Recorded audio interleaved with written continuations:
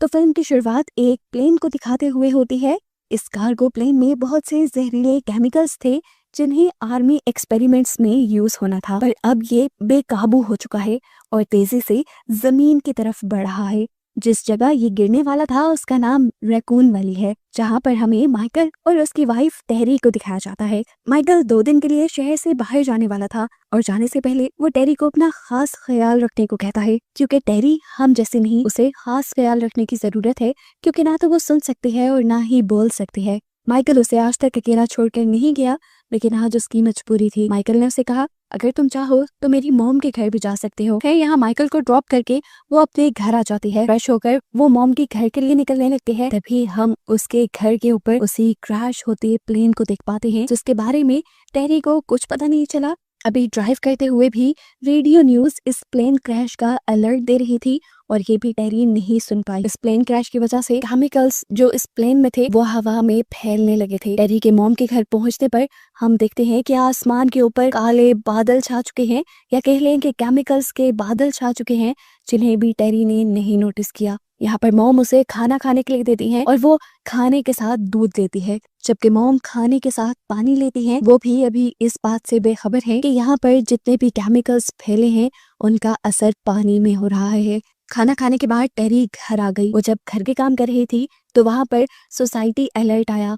ये गवर्नमेंट की तरफ से मैसेज था, जिसमें बताया जा रहा था कि इस केमिकल प्लेन ब्लास्ट की वजह से रैकून वैली में इन्फेक्शन फैलने लगा था। इस इन्फेक्शन के सिम्टम्स क्या थे ये भी बताया जाते हैं और कहा जाता है कि जिनमें इन्फेक्शन के सिम्टम हैं वो घर में ही रहे, अपने आप को क्वारंटीन कर ले, और जो अभी तक ठीक है वो रैकून के एक स्कूल तक पहुंच जाए, जहां से सबको रेस्क्यू कर लिया जाएगा। जिन लोगों में इन्फेक्शन थी उन लोगों के लिए बस इतना ही कहा गया था कि वो अलग रहे। उनको इलाज मिलेगा या नहीं इसकी गारंटी नहीं थी, क्योंकि इलाज था ही नहीं। सब हेल्दी लोगों को तो आर्मी इस शहर से निकाल लेगी, लेकिन टेरी का क्या होगा, जिसे सब के बारे में कुछ पता ही नहीं।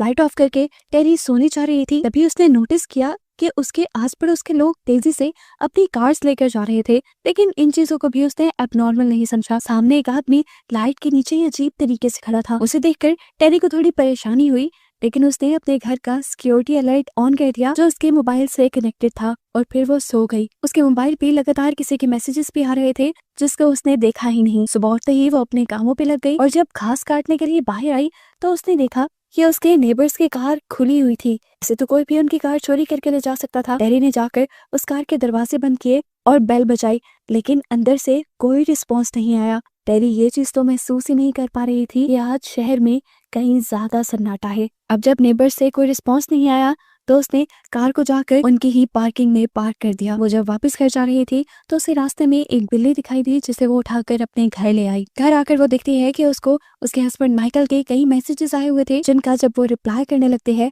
तो मैसेज डिलीवर ही नहीं होते, क्योंकि यहाँ के सभी सिग्नल्स पे कट कर दिए गए थे। लेकिन टेरी को लगा कि ये सब टेम्परेरी होगा। इसके बाद वो जिस बिल्ली को घर लेकर आई थी उसकी पिक्चर्स से पोस्टर बनाकर उसने पूरे शहर में लगाना शुरू कर दिए, ताकि वो जिसकी भी हो टेरी से आकर वो ले जाए। इस टाइम टेरी को कोई गाड़ी कोई इंसान सड़क पे नहीं दिखा, लेकिन टेरी ने इस सब पे भी ध्यान नहीं दिया। घर आकर टेरी नहाने लगी और अचानक से पानी खत्म हो गया। उसने ज्यादा टेंशन नहीं ली, बचे कुछ पानी से उसने ब्रश किया और सोने के लिए लेट गई। अभी तक उसे ये नहीं पता कि पानी में भी इन्फेक्शन है। अभी वो सोने के लिए लेटी ही थी कि एकदम से उसके मोबाइल का सिक्योरिटी अलार्म बजा। उसे पता चला कि उसके गैरेज में कोई आया था। वो भागकर वहां गई और देखा कि उसका गैरेज खुला हुआ था, जिसे उसने खुद लॉक किया था, लेकिन इस गैरेज के ताले को तोड़ा नहीं गया, खोला गया था। उसने पुलिस को कॉल करना चाहिए, लेकिन सिग्नल्स नहीं थे। वो वापस घर की तरफ मुड़ी तो उसने देखा कि घर का दरवाजा अब खुला था, जिसे वो बंद करके गई थी। यानी जो कोई भी था वो उसके घर में घुस चुका था।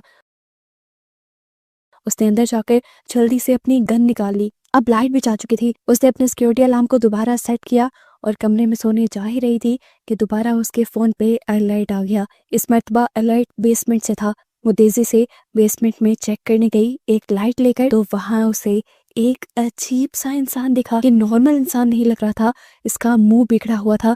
असल में ये इन्फेक्टेड इंसान था, जिसके बारे में टेरी को पता ही नहीं था। वो इन्फेक्टेड इंसान टेरी की तरफ बढ़ ही रहा था, लेकिन टेरी ने डर कर उसके सर पे शूट करके उसे मार डाला। अब जाकर उसे समझ आई कि उसके इर्द गिर्द बहुत सी चीजें अब नॉर्मल हो रही हैं।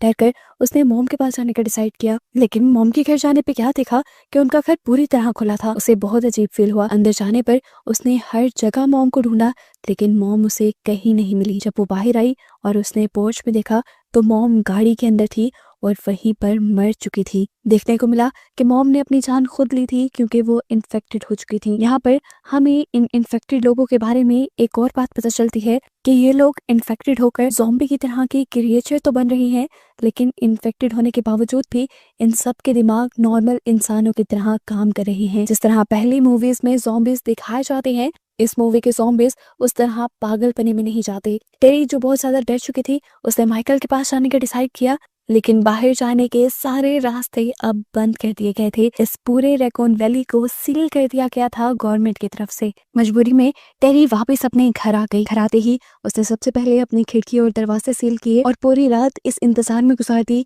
कि कभी तो सिग्नल्स आएंगे और वो मदद बुलाएगी। सुबह होते ही उसने डिसाइड किया कि वो पता चलाएगी कि यहाँ ये सब हो क्या रहा है। पता उसे टीवी से चलता। लाइट के कनेक्शंस तो कट कर दिए गए थे। उसके घर पे एक जनरेटर था जिसे उसने चलाया। जनरेटर चलाते ही उसने टीवी ऑन किया और न्यूज से उसे सारी चीज पता चल गई कि रैकून वैली के अंदर एक ब्रेकडाउन हुआ था। यहाँ पर प्लेन क्रैश की वजह से केमिकल्स के ब्लास्ट हुए थे, जिससे शहर में इन्फेक्शन फैल गई थी और एक किस्म का ज़ॉम्बी ब्रेकडाउन हो गया था। इस जगह को क्वारंटीन कर दिया गया था। ये इन्फेक्शन इन्फेक्टेड लोगों के करीब आने से और पानी से फैल रही थी, लेकिन रैकून वैली के ज्यादातर लोग अंडरग्राउंड वाटर यूज करते थे जो सेफ था। अब टेरी को समझ आया कि उसे इन्फेक्शन क्यों नहीं हुई थी, क्योंकि उसका घर पुराना था और वो अंडरग्राउंड वाटर यूज कर रही थी। अब टेरी शहर की सूरत हाल देखने के लिए एक दूरबीन लेकर छत पे चढ़ जाती है। दूर दूर तक देखती है तो उसे कोई इंसान नहीं दिखता, बस कुछ इन्फेक्टेड लोग दिख जाते हैं। साथ ही उसे ड्रोन भी नजर आता है जिसके जरिए गवर्नमेंट और न्यूज वाले रैकून वैली की खबर रख रहे थे। वो जब नीचे उतरी तो उसे अपनी नेबर नजर आई जो पूरी तरह ज़ॉम्बी बन गई थी, लेकिन टेरी को देखते ही उसने टेरी पर हमला नहीं किया, जिससे साफ साबित है कि वो अभी तक अपने सेंसेस में है। टेरी नीचे आई, उसने दोबारा से टीवी ऑन किया और उसे रैकून वैली के बारे में और पता चला। सारे मेन रोड सील कर दिए गए थे, लेकिन एक अभी भी पुराना रोड ऐसा था जिसके बारे में ज्यादा लोगों को नहीं पता था और वो खुला हुआ था। इस रोड का रास्ता टेरी को भी आ सकता था। उसे समझ आ गई कि इस रोड के जरिए वो यहाँ से बाहर निकल सकती है, तो बिना देरी किए वो यहाँ से निकलने की तैयारी करने लग जाती है। कुछ जरूरी सामान लेती है। उसके घर पे जो बिल्ली थी उसे खाना देती है और एक विंडो उसके लिए खोल देती है कि अगर वो यहाँ से जाना चाहे तो चली जाए। अब वो पुराने रोड पे बहुत ज्यादा आगे आ गई थी। इस शहर से बाहर निकलने ही वाली थी, लेकिन उसकी बदकिस्मती कि फ्यूल खत्म हो गया। पीछे जाती तो फंस जाती, इसलिए उसने पैदल चलने का डिसाइड किया। चलते हुए वो एक फार्म हाउस तक पहुंच गई, जिसे देखकर उसने सुकून का सांस लिया। ये फार्म हाउस पहले के घरों की तरह खुला हुआ था। अंदर उसे कोई नहीं दिखा, तो वो नीचे स्टोरेज एरिया के अंदर चली गई, जहाँ पर उसे यहाँ का इन्फेक्टेड हुआ मालिक दिखा। वो उसकी तरफ बढ़ने ही वाला था, लेकिन टेरी ने अपनी जान बचाने के लिए अपने पास मौजूद गन से उसे शूट करके मार दिया और फिर वहाँ मौजूद डीजल की कैन लेकर अपनी गाड़ी की तरफ आ गई। वो तो इसे पेट्रोल समझ रही थी, लेकिन जब गाड़ी में डालने लगी तब उसे पता चला कि ये डीजल है। उसकी सारी उम्मीदें टूट गई थी।